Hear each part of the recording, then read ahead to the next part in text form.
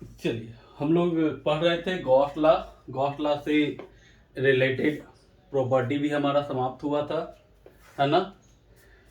तो आज हम लोग कुछ क्वेश्चन और कुछ पॉइंट के बारे में, है ना, देखते हैं। तो देखो क्या पॉइंट है बाबू। तो गॉस लॉ याद है ना आपको? गॉस लॉ क्या है? क्या बताया गया था गॉस लॉ के बारे में? Phi total is equal to q enclose by epsilon naught. Q enclose by epsilon naught बताए थे ना। तो क्यू इनक्लोज मतलब अंदर का आवेश, यानी ध्यान रखना इलेक्ट्रिक फ्लक्स सिर्फ अंदर के आवेश पर निर्भर करता है, वह शेप और साइज पर निर्भर नहीं करता है। यानी क्लोज बॉडी के शेप और साइज पर निर्भर नहीं करता है। ठीक है, तो चलिए कुछ पॉइंट आज हम देखने जा रहे हैं। कुछ पॉइंट हम लोग आज देखने जा रहे हैं किसका? इलेक्ट्रिक फ्लक्स का। तो जैसे मान लो बाबू, ये क्यू है, ठीक है, ये क्यू है, इसका साइड ए मान लो, इसके अंदर कोई चार्ज है क्यू, इसके अंदर कोई चार्ज क्या है? क्यू। तब यहां से आपसे क्वेश्चन पूछा जाता है, चार क्वेश्चन, कि अगर चार्ज इसके सेंटर पर हो तब इलेक्ट्रिक फ्लक्स पूछता है किसके थ्रू? तो क्यूब के थ्रू। किसके थ्रू? Cube. Electric flux through the cube, electric flux through the face, electric flux through the corner, और electric flux to the edge किनारा। ठीक है, तो भाई ध्यान रखना।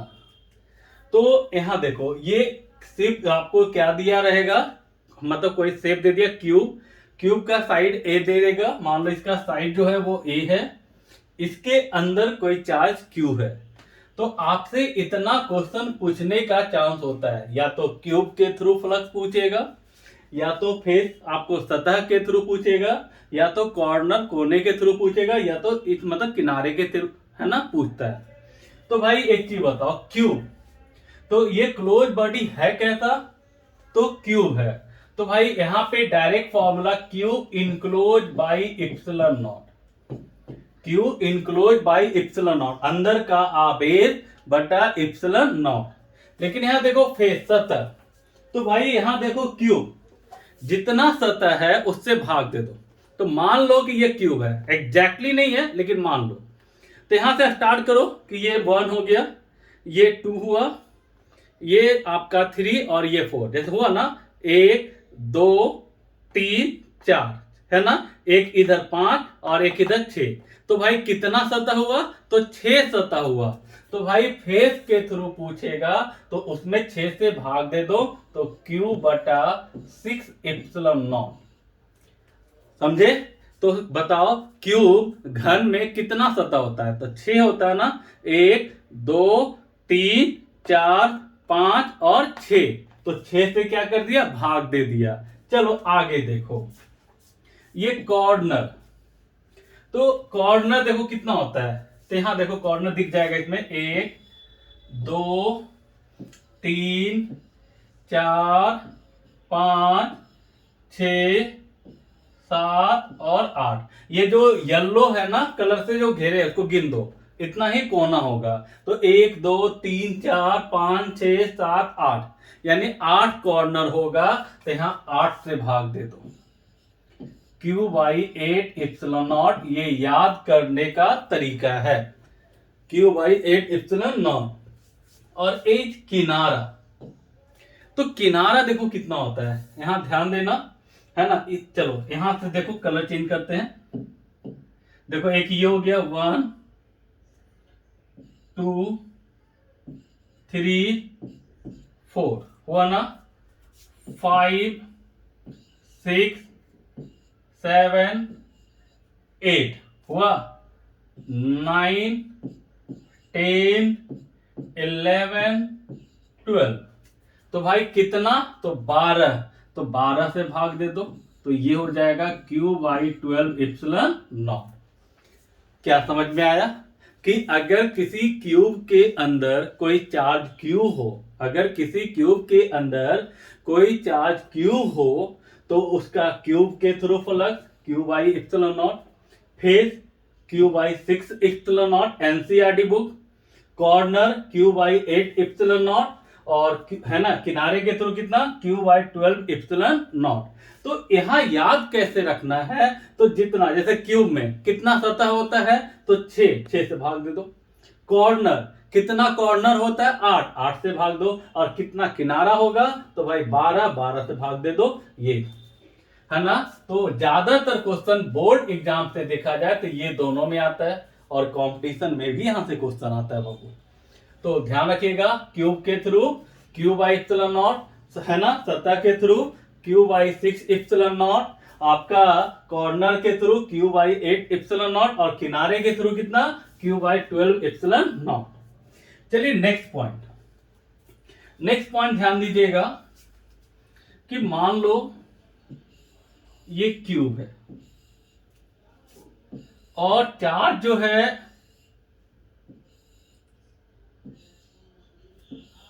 ये जो चार्ज है वो इसके सतह पर हो, यानी अंदर ना हो, इसके सतह पर हो, तब आपसे पूछा जाता है बाबू कि क्यूब इसके थ्रू फ्लक्स कितना होगा।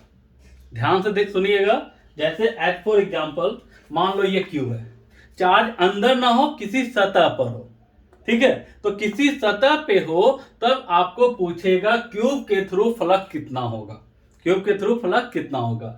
तो भाई ये सतह पर है, अंदर नहीं है, है ना, तो आप क्या करोगे, एक क्यूब और इस पे रख दो, एक क्यूब और इस पे क्या करोगे, रख दोगे। तो जैसे ही आप एक क्यूब पे दूसरा क्यूब, मान लो इमेजिन करो कि इस पे चार्ज है, हमने एक क्यूब और इस पे रख दिया तो वो चार्ज अब अंदर चला गया, तो यहां पे एक क्यूब और ड्रा करना है, मान लो एक क्यूब यहां पे और है, ठीक है, एक क्यूब और हमने रख दिया, तो भाई अब टोटल फ्लक्स कितना हो जाएगा, तो Q enclose by epsilon not. तो जब एक क्यूब और रखा तो अंदर, अब ये जो चार्ज है उसके अंदर चला गया, तो Q enclose by epsilon not, है ना। तो ये जो फॉर्मूला आया बाबू ध्यान दीजिएगा, यहां बच्चे कंफ्यूज होते हैं, ये जो फॉर्मूला आया कब आया, जब दो क्यूब एक साथ हो, यानी दो क्यूब के लिए, है ना। लेकिन आपसे पूछा जाता है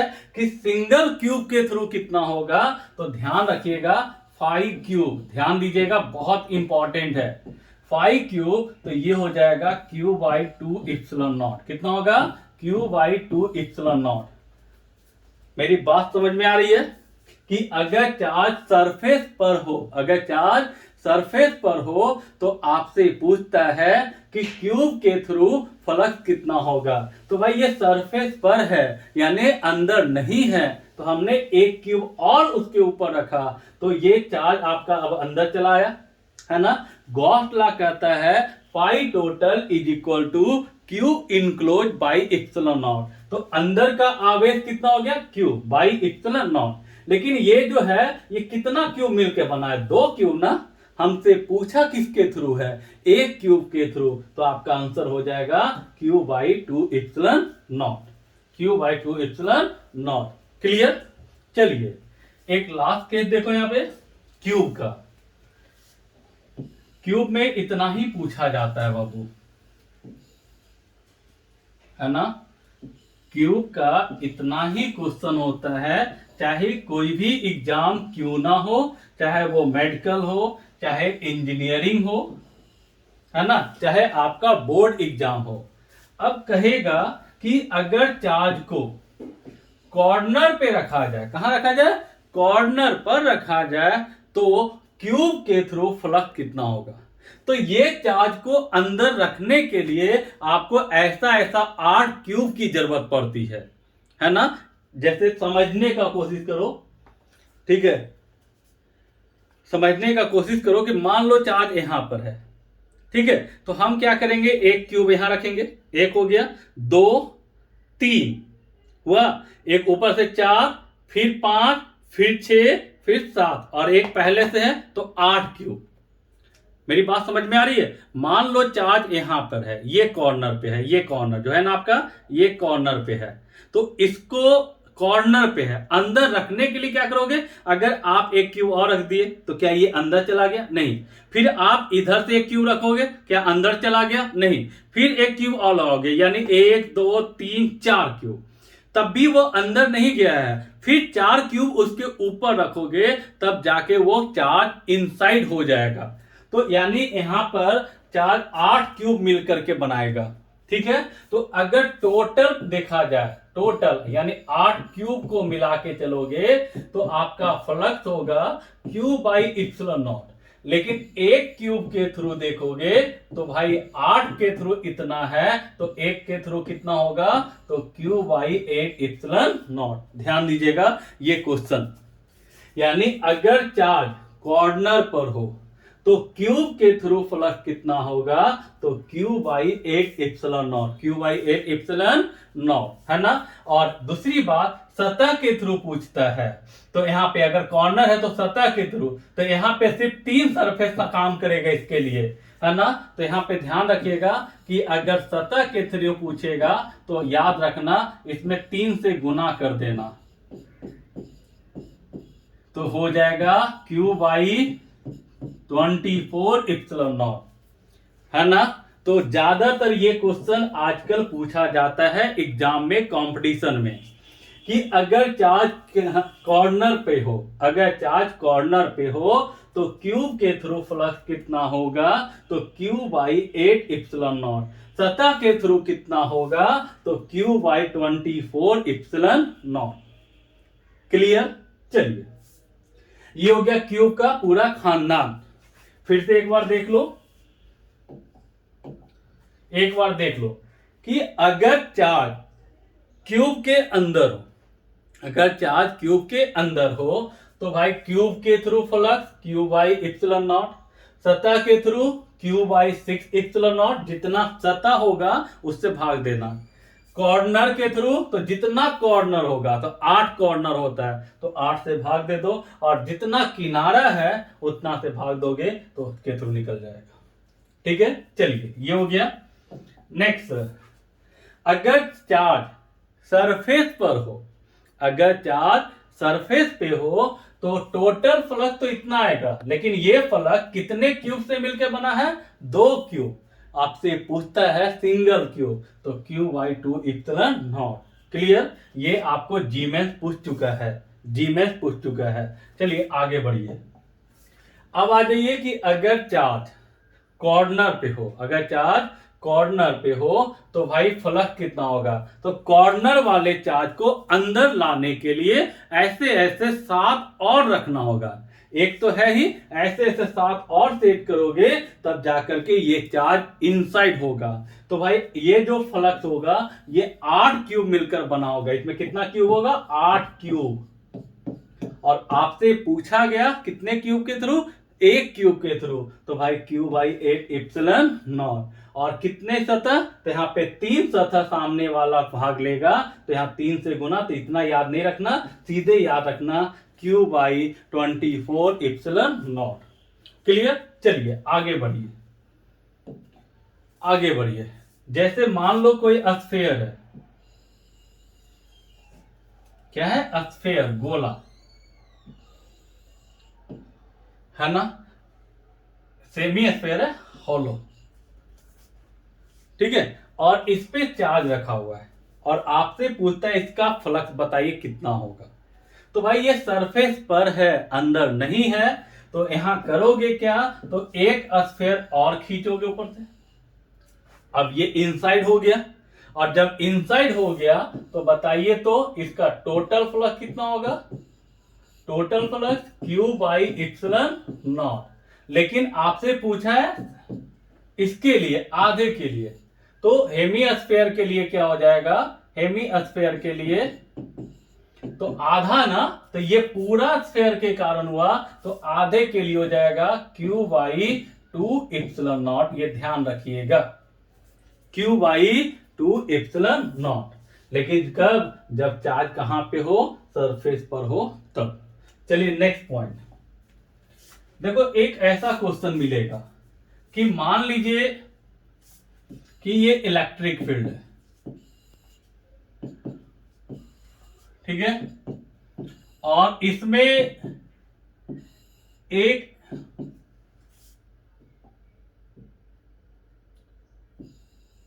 अर्धगोला रखा हुआ है,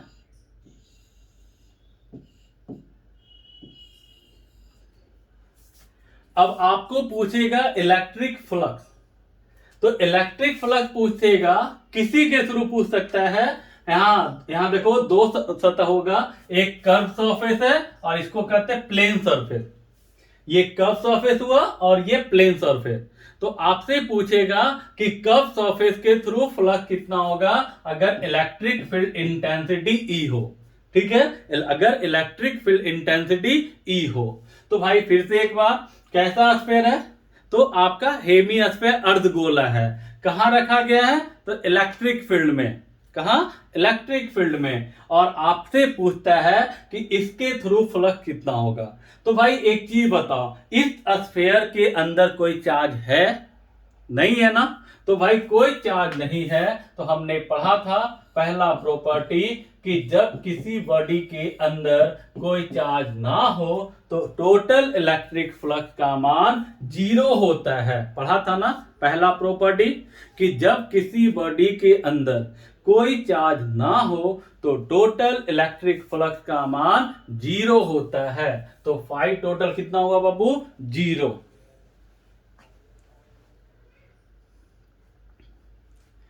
फाई टोटल कितना हुआ, 0। और जब फाई टोटल 0 हो गया तो ये बताओ, ये जो आपका है ये कितने सरफेस से मिलकर बना है, तो 2 सरफेस, एक ये कर्व और नीचे जो है आपका प्लेन, यानी एक ये सरफेस हुआ और एक ये सरफेस हुआ, यानी phi curve plus phi plane is equal to कितना, 0। तो आप लिखोगे phi C is equal to minus phi P, clear, minus phi P. और प्लेन सरफेस देखो, प्लेन सरफेस कैसा है, तो भाई प्लेन सरफेस जो है हमारा वो सर्कुलर है, कैसा है, सर्कुलर है ना। और ये इसके लिए एरिया वेक्टर क्या होगा, तो भाई नॉर्मली आउटवर्ड, लंबवत, और बाहर की ओर यानी कि इधर डाउनवर्ड, इलेक्ट्रिक फील्ड अपवर्ड, ठीक है। तो भाई एक चीज बताओ, प्लेन के लिए फ्लक्स का फॉर्मूला E डॉट ए यानी E एरिया, तो ये सर्कुलर है तो भाई इसका रेडियस तो मान लो R दिया है, तो एरिया कितना होगा, pi R square into cos theta, cos theta कितना 180, कितना 180। तो भाई देखो कितना होगा यहाँ पे minus E pi R square into -1, तो माइनस माइनस कितना प्लस हो जाएगा। तो फाई सी जो होगा बाबू कितना होगा, तो पाई आर स्क्वायर इंटू ई। आया समझ में, देखो फिर से एक बार, ये आपका अर्धगोला है, इसको इलेक्ट्रिक फील्ड में रखा गया है जिसका वैल्यू कितना है, ई है। तो आपसे पूछेगा कि इसके थ्रू फ्लक्स कितना होगा। तो भाई ये बताओ, इसके अंदर कोई चार्ज है, नहीं है ना, तो भाई चार्ज नहीं है तो फ्लक्स कितना होगा, तो 0, टोटल फ्लक्स कितना, 0। और ये बॉडी कितने सरफेस से मिलके बना है, तो 2, एक कर्व सरफेस और एक प्लेन सरफेस, क्लियर। तो 2 सरफेस से मिलके बना है, तो phi C plus phi P is equal to कितना, 0।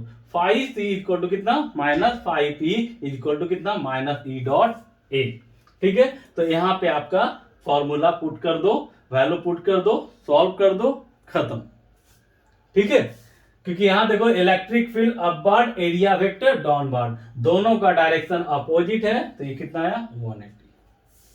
इसके साथ यहां तक तो समाप्त हुआ, ठीक है। और फिर हम इसका आज क्वेश्चन लाइव लेकर के आएंगे, है ना, कुछ क्वेश्चन है जिसको हम लोग लाइव लेकर के आएंगे। तो फिलहाल थ्योरी कंप्लीट हुआ बाबू, इसके बाद जो हम लेके आएंगे एप्लीकेशन ऑफ गॉस लॉ।